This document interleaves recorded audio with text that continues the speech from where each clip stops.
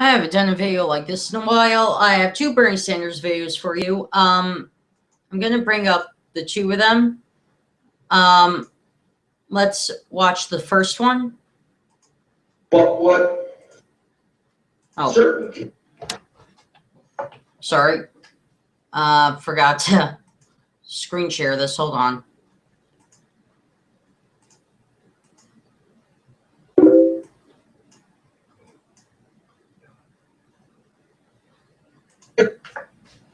But what certain candidates like Trump are trying to do is to say to Americans, we have problems. You know what the cause of the problems is? It's all the immigrants. Well, to the best of my knowledge, undocumented people did not cause the greed and illegal behavior on Wall Street, which destroyed this economy. So what they are doing is using, in this case, Latinos, as simply a whipping boy to try to deflect attention from the real issues facing America. This is not a new phenomenon. They did this for years to African Americans. You all know that. They did that to women. They did that to gays. And now Latinos are at the end of those types of attacks. So what my view is, we have disagreements about issues. How do we deal with unemployment? How do we deal with low wages? How do we deal with healthcare? How do we make college education affordable to people? But let us not blame undocumented people in this country for all those problems. That is absurd, racist, and wrong.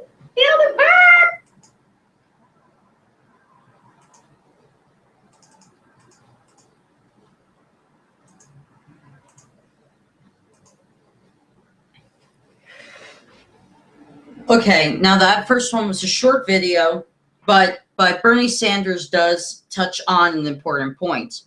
Now, the important point that he touches on is rich people have always done that in this country, and even to their own citizens. And not even when this country's citizens were undocumented, even when we were, even with documented citizens, like I live in the coal region area, so the example that I could give you is during the time when coal was popular in the Schuylkill County area, where it was mined constantly.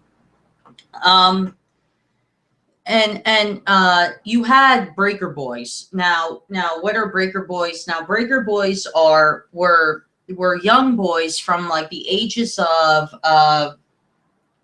5 to 12, and what they were basically chained to a conveyor belt on the side of the conveyor belt, and what they would do is they would shuffle through the coal and they would throw the coal into the conveyor belt, and they would toss out like glass or anything explosive and all that, and their hands would be blistered as hell. And when the coal mines started to fail because people wanted to go to electric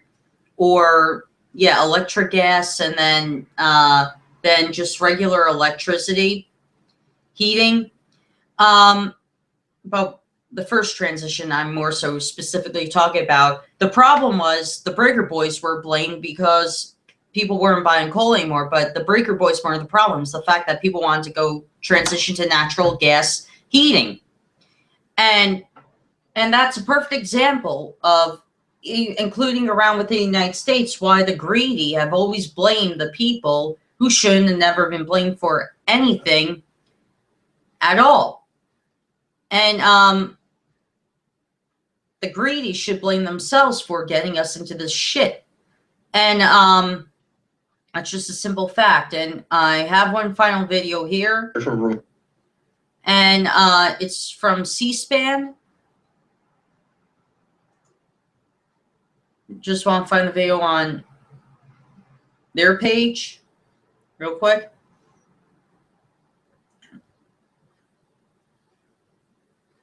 Come on. I thank my friend from Maryland. Mr. President. Let's backtrack again.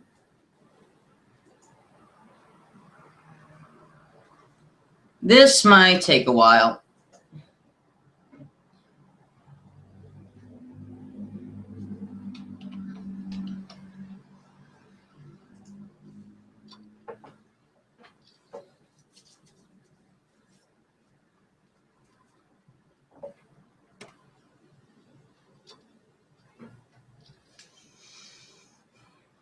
So anyway, the C-SPAN page to load up.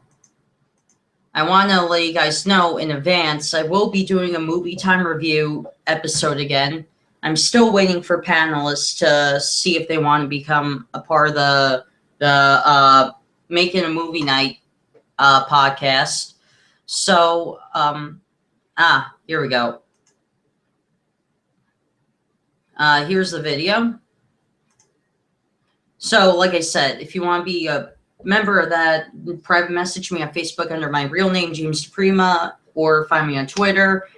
I'm Michael DePrima on Twitter as well. But if you want to become a member of the show, go ahead, because I would really like to start that show with a group of panelists. So, anyway, we're getting off topic here. Mr. President, From Vermont. I thank my friend from Maryland. Mr. President, I rise to speak about the Joint Comprehensive Plan of Action, the agreement that the United States negotiated with China, France, Germany, Russia, and the United Kingdom and Iran.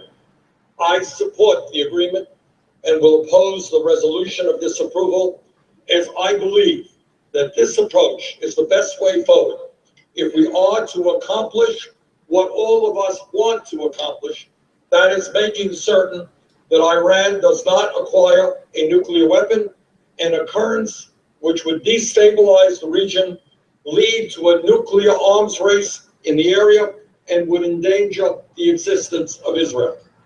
It is my firm belief that the test of a great nation with the most powerful military on earth is not how many wars we can engage in, but how we can use our strength and our capabilities to resolve international conflicts in a peaceful way. Those who have spoken out against this agreement, including many in this chamber, and those who have made every effort to thwart the diplomatic process, are many of the same people who spoke out forcefully and irresponsibly about the need to go to war with Iraq, one of the worst foreign policy blunders in the modern history of our country. Sadly, people like former Vice President Dick Cheney and many of the other neocons who pushed us into war in Iraq were not only tragically wrong then, they are wrong now. Unfortunately, these individuals have learned nothing from the results of that disastrous policy and how it destabilized that entire region. Mr. President, I fear that many of my Republican colleagues do not understand that war must be a last resort, not the first resort. It is easy to go to war. It is not so easy to fully comprehend the unintended consequences of that war. As the former chairman of the Senate Veterans Affairs Committee, I have talked to veterans from World War II to Iraq, and I have learned a little bit about what the cost of war entails. In Iraq and Afghanistan, we lost over 6,700 brave men and women, and many others have come home without legs, without arms, without eyesight. Let us not forget that 500,000 veterans of the wars in Iraq and Afghanistan came back to their families with post-traumatic stress disorder and traumatic brain injury. 500,000 brave Americans. The suicide rate of young veterans is appallingly high. The divorce rate of those who serve is appallingly high, and the impact on their children is appallingly high. God knows how many families have been devastated by these wars.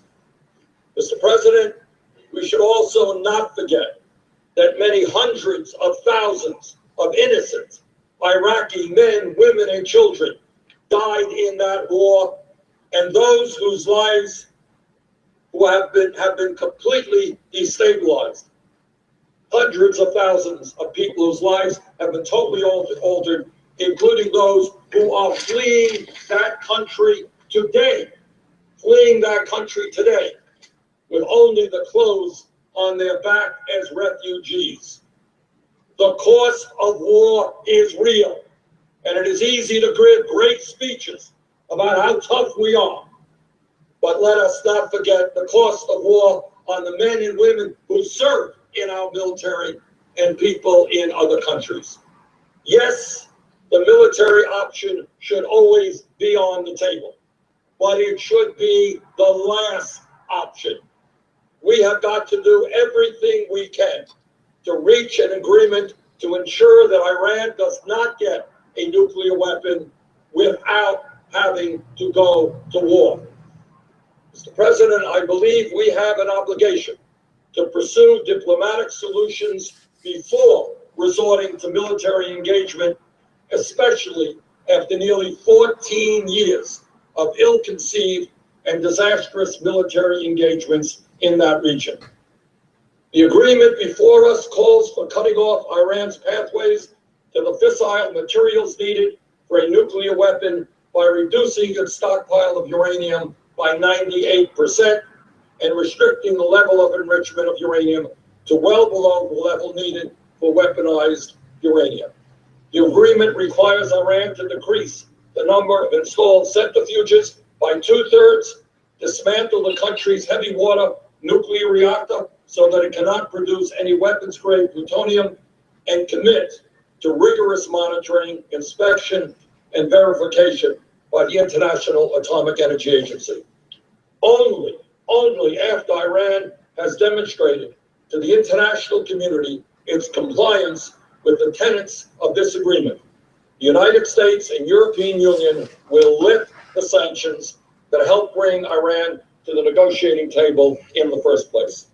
This agreement also contains a mechanism for the snapback of those sanctions if Iran does not comply with its obligations. Does this agreement achieve everything I would like? No, it does not. But to my mind, it is far better than the path we were on, with Iran developing nuclear weapons capability and the potential for military intervention by the United States and Israel growing greater by the day. Let us not forget that if Iran does not live up to this agreement, sanctions may be reimposed. If Iran moves toward a nuclear weapon, all available options remain on the table. I think it is incumbent upon us, however, to give the negotiated agreement a chance to succeed, and it is for these reasons that I will support the agreement. Thank you.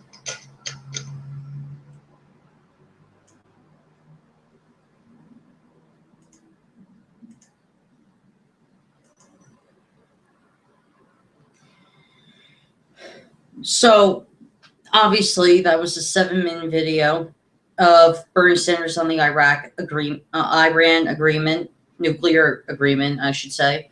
And true, Bernie Sanders is right. It isn't the greatest deal, but it's the best we have, and it's the best option we have over the option of going to war with Iran. And Bernie Sanders has the same mentality that Lincoln and FDR, Teddy Roosevelt, and including LBJ have had, which was war is the last option. Did LBJ want to go to war with the Vietnamese in the Vietnam War? No, that was the very last option he took. Abraham Lincoln, did he want to go to war with the South during the Civil War? No, he wanted to make peaceful negotiations with them, saying, "Okay, you want to keep slavery, fine, but here's a deal we can make." He tried to negotiate with the South as much as he possibly could, but war was the last option. FDR, same thing. He didn't want to go to war with Germany. The only time we entered the war was after Pearl Harbor was attacked, so that was our last option. So the point is, Bernie Sanders is right. War is the last option. But all these, as he puts it, neocons, they're war-hungry people. They love war. They thrive on war. They win elections on war. They won the 2004 election on war. They won that on the Iraq and the Afghanistan war, while everybody else was saying, hold on a sec, this war shit isn't solving anything. It's making things worse. But see, here's the thing. These neocons don't give a shit about the veterans. They say they do, and this links to what I said in my video about fake patriotism and real patriotism. A lot of these neoconservatives are fake patriots because they say, yeah, they support the troops, but at the same time, they don't give a shit if they come home with PTSD, broken limbs, no eye sockets. They don't care if a veteran dies in war. They don't care if a veteran survives the war. They do not give one iota if a veteran does not get his or her help that he or she needs when they come back from war. And they're fake patriots. They're not real American patriots. Real American patriots are like Bernie Sanders. You say, you want to go to war? Fine. But make sure the people that you send over to war get the help they need when they come back. Make sure they get that job. Make sure they get the medical attention they need. Make sure they get the house to live under until they can get back on their feet. That's what a real patriot does. And that this video perfectly explains the difference between a real patriot and a fake patriot, the one that I just played, of Bernie Sanders on the Iran nuclear agreement. So with all that being said, so for any of these people on my YouTube page who think I'm stupid by saying that there's real patriotism, fake patriotism in this country, you're the ones who are the fake patriots.